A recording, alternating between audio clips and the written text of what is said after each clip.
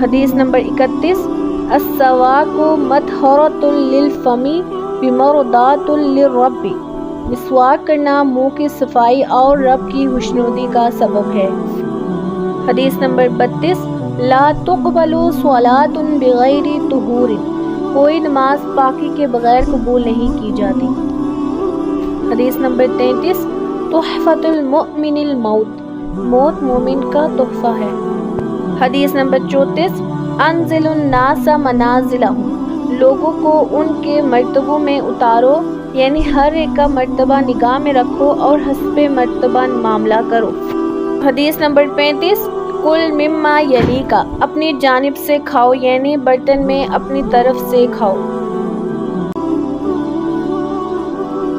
حدیث نمبر 36، کفا بالمرء کذبا ان یحدث بکل ما سمع، انسان کے جھوٹا ہونے کے لیے اتنا ہی کافی ہے کہ جو بات سنے بغیر تحقیق کے لوگوں سے بیان کرنا شروع کر دے۔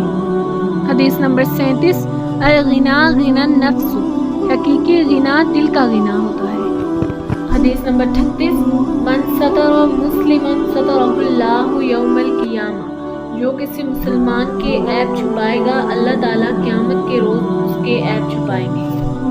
حدیث نمبر 39، لا یلدغ المؤمن من جحر واحد مرتین، مومن ایک ہی سوراخ سے 2 مرتبہ نہیں ڈسا جا سکتا۔ حدیث نمبر 40، لا یؤمن عبد حتی یحب لأخیہ ما یحب لنفسہ، کوئی بندہ اس وقت تک پورا مسلمان نہیں ہو سکتا جب تک اپنے بھائی کے لیے وہی پسند نہ کرے جو اپنے لیے پسند کرتا ہے۔